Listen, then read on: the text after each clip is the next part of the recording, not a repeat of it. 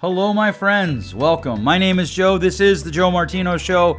And today I'm going to take a mismatch of 2 episodes, put them together, and we're probably going to have 3 episodes total over the next couple weeks talking about how do you not tell your life by one chapter. Tell your life with the whole plot, with all of the novel, by engaging in a missable life.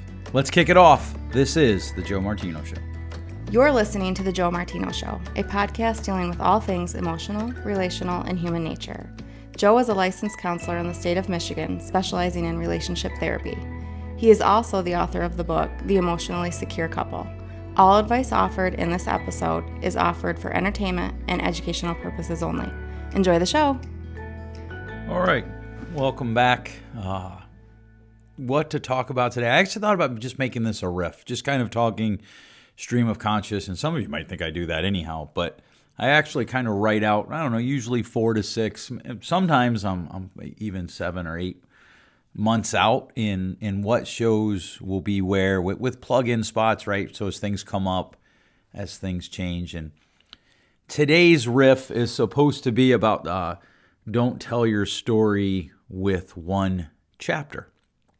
And a lot of people, or today's episode is supposed to be about that. A lot of people, there's this really interesting, almost exquisite tension that occurs in life, in that we have to accept where we're at right now if we're going to be healthy.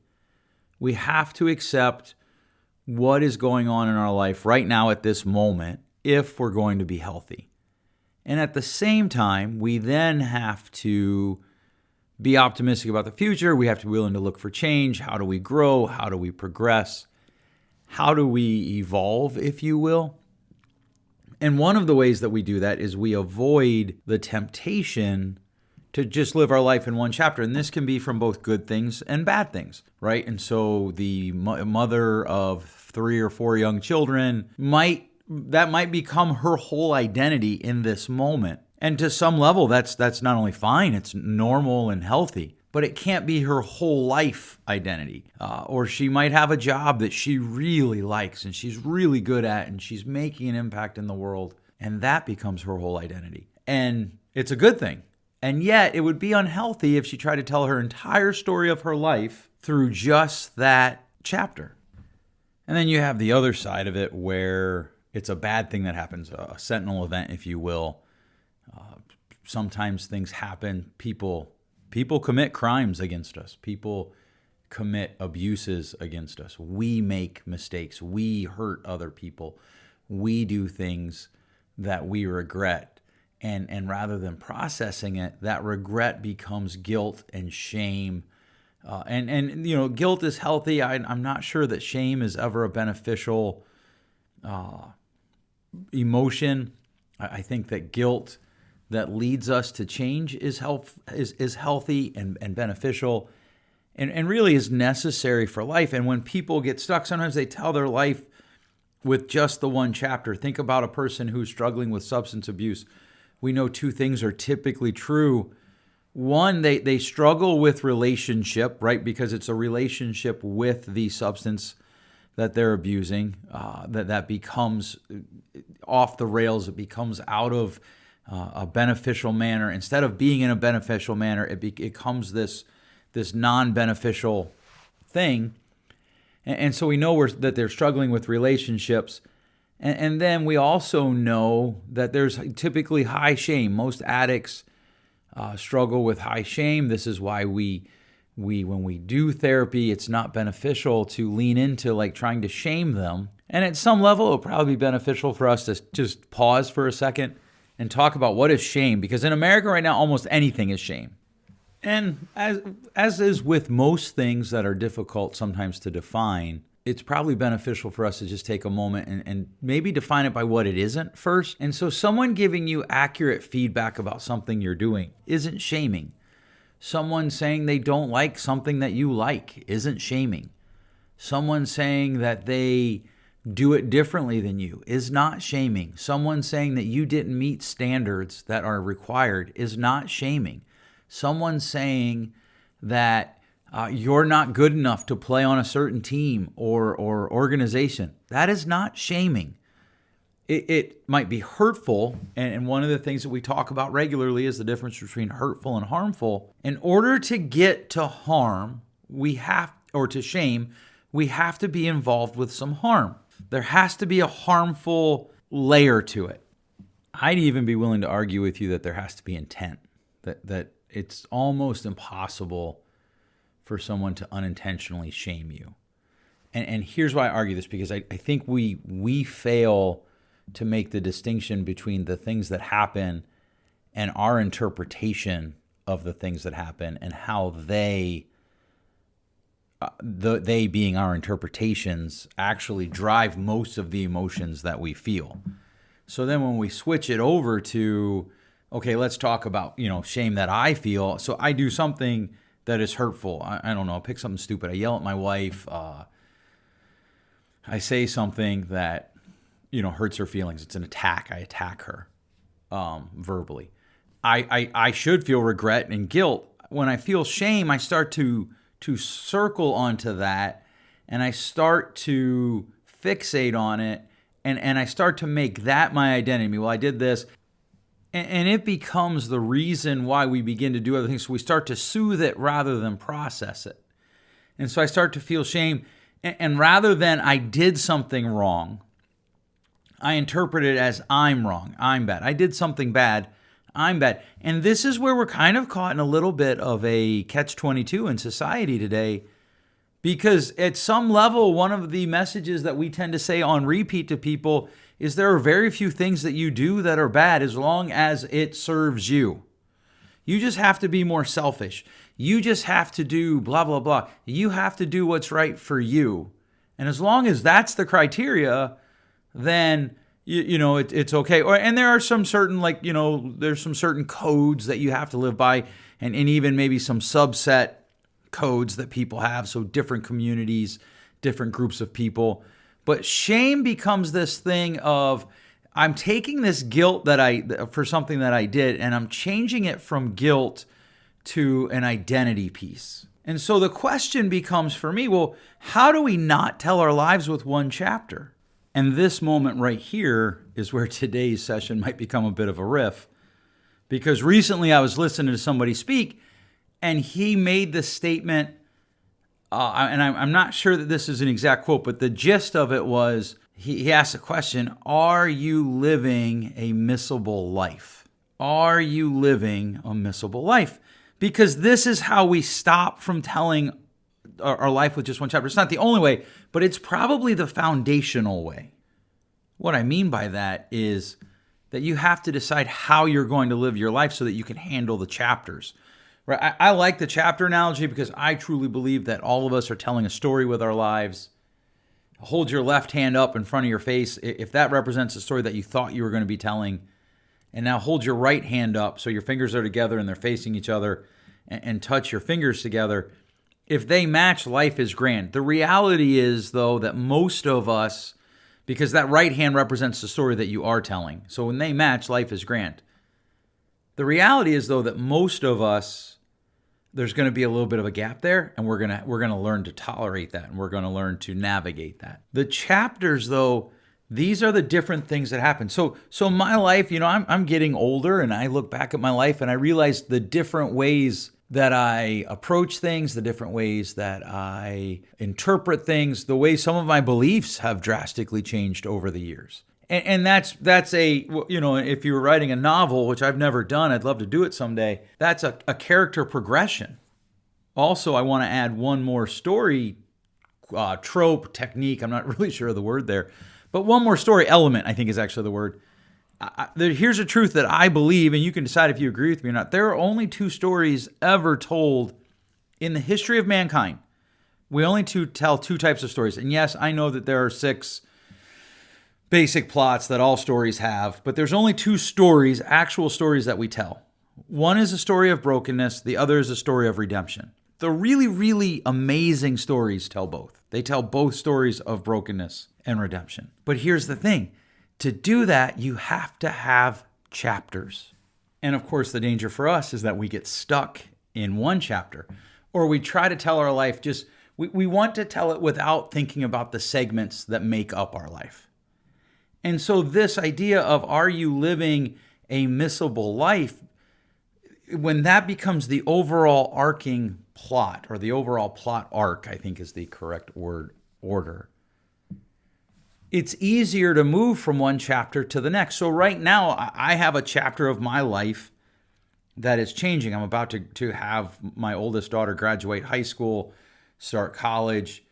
And I am both simultaneously happy about that and excited for her, because that is part of the natural order of life. And I'm also grieving it. My youngest is getting closer to hitting double digits. He only has one more single-digit birthday. And I'm excited about that, because as he grows and matures, I love being a dad. I love all the stages. And I especially enjoy what I think is coming with him, the fishing together and those types of things, where we're actually fishing, not me fishing and him, dancing around on the rocks, which is fine. But at the same time, I'd be lying to you if I wasn't grieving that. In other words, as we transfer from one chapter or segment of life to another, we can grieve. It's okay to grieve. And I think part of this is because all change is loss, and all loss should be grieved. And so what happens is we get stuck in a chapter, either A, because it's good and we don't want to move on and deal with the struggle, or B, because it's bad, but it's what we know, and so it's familiar. And so it's easier to stay there. It's easier to define ourselves with that than it is to move forward. So the teenager living with guilt, I'll meet them as a 50-year-old client, and they've lived the same chapter since they were 15, because this event happened that drove their life, and they didn't leave that chapter. And so, okay, well, Joe, what does this have to do with living a missable life? I'm glad you asked, because I think the two of them run together to create the opportunity for us to transition. So I want to live a missable life, and I don't want to tell my life by one chapter. I want there to be progression. I want to grow. One of the things my wife and I were talking about the other day, we were talking about a situation, two counselors in the house, right? And so we're talking about a situation, and one of the things that I said to her was, I said, it strikes me that they're this age, and typically that age is defined by a level of what we're talking about here, and they're resisting the transition to the next age, to the next movement of their life, and that's what's creating some of this emotional distress. And I don't know how it went. She hasn't re-met with them yet, and we haven't run that down. But one of the things that we need to start considering is, hey, what does it mean to live a missable life? I think a lot of people, they want to avoid this idea of living a missable life, because it becomes, we're starved to be heard in America today. We're starved to be heard, so we get louder. We shout the loudest. And because of this, we get stuck telling one chapter of life, right? I heard about people, we talk about cancel culture. I want you to know, wherever you feel about cancel culture, it is a direct result of the inability to tell our story, our life story, with multiple chapters, whether it's as a collective society or individuals. Because if you did something in chapter 3 of your life that the collective crowd believes is wrong, and maybe even you believe it's wrong, but it doesn't get discovered until chapter 7, you can get canceled in chapter 7. And the problem with that is it cancels redemption. And one of the things in our society that we have to figure out is we have to figure out, what does forgiveness mean? What does it mean to move on? Because in order to live a missed life, you have to take risk. And so one of the dangers with that is you might fail. Or people want to be, they think the only missed lives are the famous people. Like I don't know what it was on. It might even have been something that somebody said to me. I don't remember, but somebody either said to me or I read it somewhere, what was the last celebrity death that made you cry? And to be honest with you, there's never been a celebrity death that made me cry, because they weren't that involved in my life. And so we tend to think falsely that we have to be famous to be missed. You don't. You don't have to be famous to be missed. You just have to live the right kind of way, which involves a balance of giving your life for the betterment of others, for the betterment of society, and self-care. Now, I do want to circle back. I'm not saying that if you cried over celebrity, there's anything wrong there. I get it. Celebrities, when they're good at their job, that we feel connected to them. But I do worry that in this culture of celebrity worship, we think that the only way we can be missable is either to be famous or to be loud. And so I'll just shout you down, and that's how I'll win. And I would argue that a missable life doesn't have to be loud.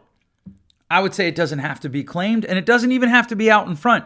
You can quietly go about living a missable life, because what makes a missable life is that you're making a difference in other people's lives. Well, Joe, I can't do that. And this is the part where I struggle the most, because, well, Joe, I can't do that. I don't believe that. I just heard a story this week. One of my colleagues was just going about her life, and a woman said, "Oh, hey, I think your dress is very pretty."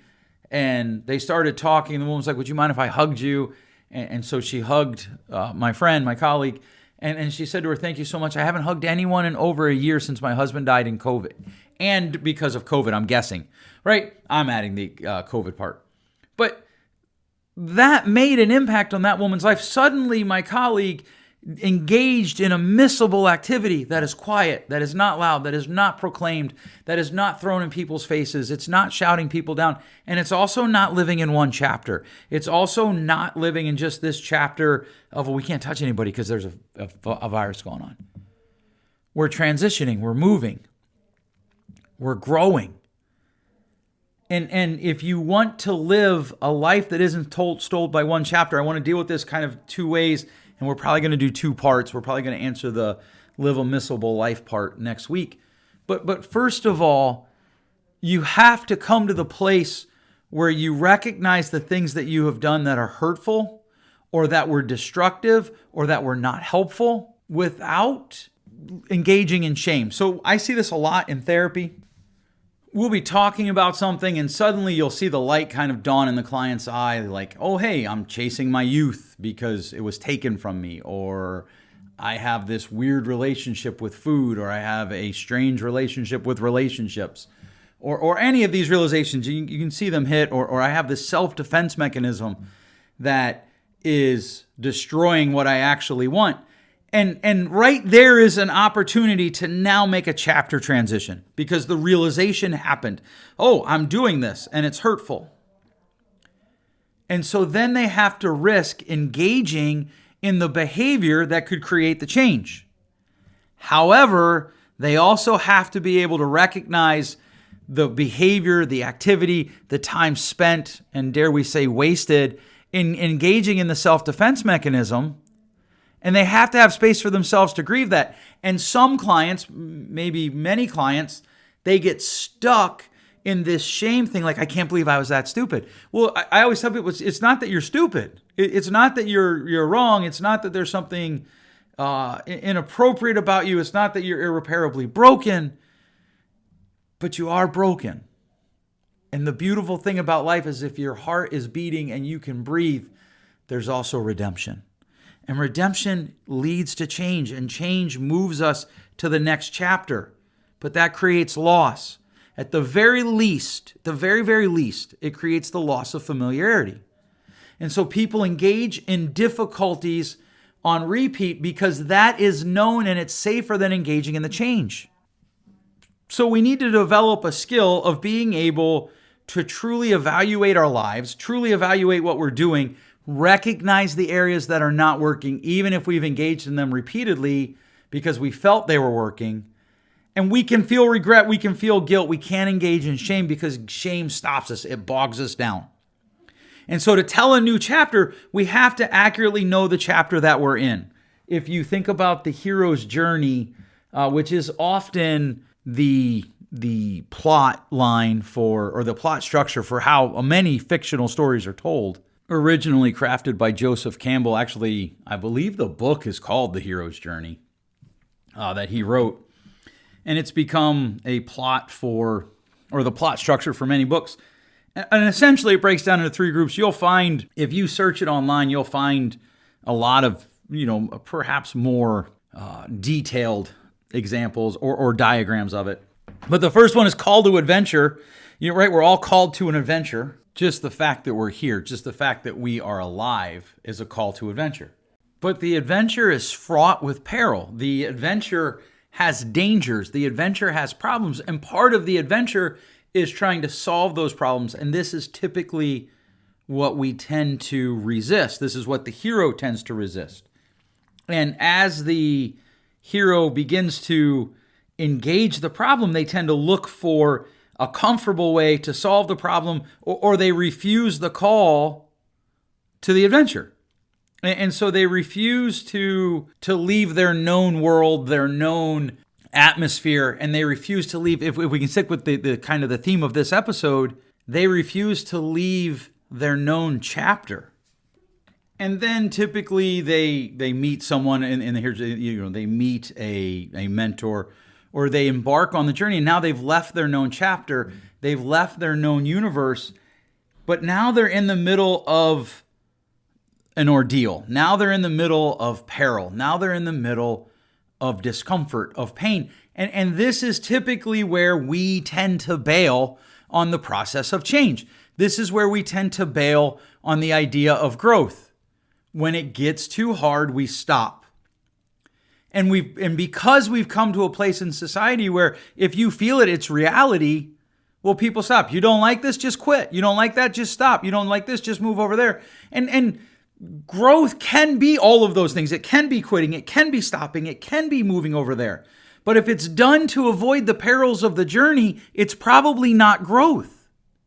And so if you want to tell your life with multiple chapters, if you don't want to be stuck in a chapter, you have to commit to the adventure of telling your world or telling your story, living your story in the unknown world, of living in the adventure of change, of living a missable life, of doing things that impact others, that improve others. And it can be quiet. It doesn't have to be loud. It doesn't have to be out front.